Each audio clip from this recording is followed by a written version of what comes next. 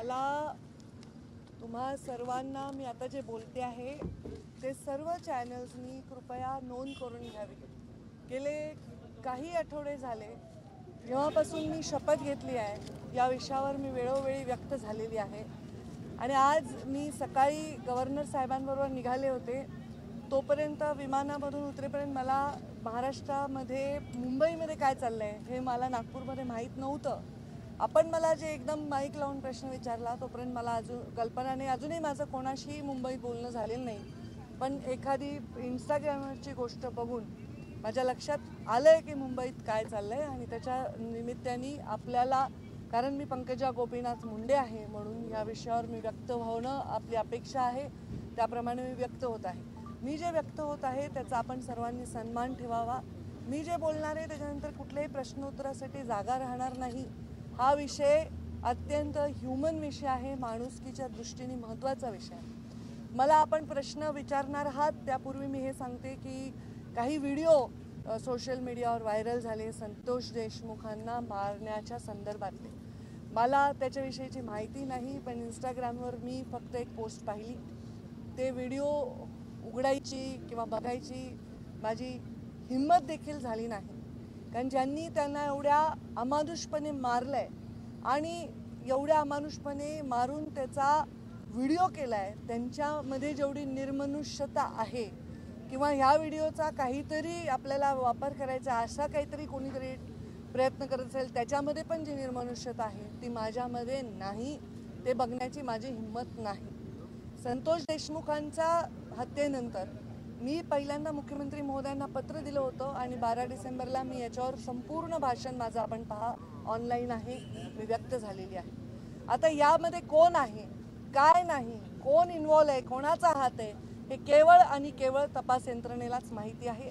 त्यामध्ये कुठलाही हस्तक्षेप मी करण्याचं कारण नाही।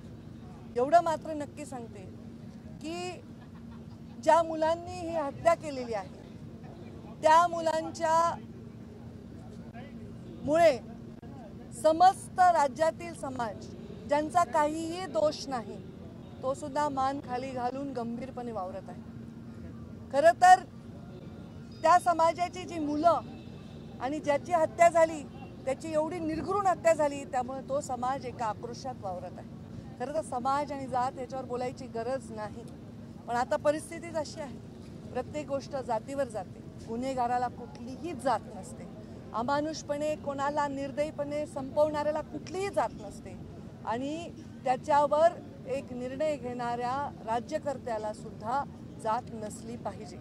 जेव्हा या खुर्चीवर आम्ही बसलो, मी बसले, तेव्हा मी एक शपथ घेतलेली आहे, आमदारकीची शपथ घेतलेली आहे। कुठलाही ममत्व भाव न बाळगता, कोणाविषयी कसलाही आकस किंवा द्वेष न बाळगता काम करायला पाहिजे यावर मी ठाम आहे। संतोष देशमुखांच्या झालेल्या निर्घृण हत्येवर निषेध व्यक्त करताना मी मनापासून क्षमा मागते त्याच्या आईची, कारण ज्या मुलांनी ही निर्घृण हत्या केली आहे ते माझ्या पदरात असते, माझ्या पोटचे असते तरी मी हेच म्हणले असते की त्यांना कडक शासन करा। याच्या पलीकडे कोणताही राजकीय नेता, एखादं व्यक्तिमत्व कोणीही भाष्य करू शकणार नाही। आज अजून एक तुमचा एकदम उतावळेपणा येतोय की मी काय गंभीर बोलते याच्याकडे दुर्लक्ष करून, तर धनंजय मुंडेंचा राजीनामा झालाय, मी त्याचंही स्वागत करते। हा राजीनामा फार आधी व्हायला पाहिजे होता, हा राजीनामापेक्षा शपथच नाही व्हायला पाहिजे होती, तर या सगळ्या गोष्टींना पुढच्या भोगांना कदाचित सामोरं जावं लागलं नसतं। घेणाऱ्यांनी सुद्धा आधी घ्यायला पाहिजे होता, धनंजयनी सुद्धा आधी राहायला पाहिजे होता। या सगळ्या वेदनांपासून कदाचित गरिमामय त्याला एक मार्ग मिळाला असता। त्यांनी सांगितलं असेल, मला माहीत नाही त्यांचं स्टेटमेंट काय आहे, मी त्याच्यापेक्षा लहान बहीण आहे आणि बहीण असली तरी आम्ही वेगळ्या पक्षात काम केलं होतं, पण कोणत्याही आईला, बहिणीला, परिवाराला वाटत नाही आपल्या परिवाराच्या सदस्याला या दुःखातून जावं लागेल। पण जेव्हा आपण खुर्चीवर बसून विचार करत असतो तेव्हा आपण राज्याच्या प्रत्येकाचा सारखा विचार केला पाहिजे। त्या पोराच्या परिवाराच्या, त्याच्या जीवाच्या वेदनांपुढे हे काहीही मोठा निर्णय नाही आहे, त्यांनी तो घेतलाय, ते योग्यच केलेलं आहे। मला वाटतं देर आहे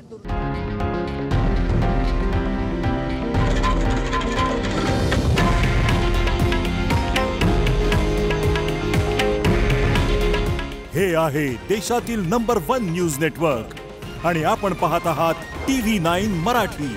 काळजी तुमची, हित महाराष्ट्राचं।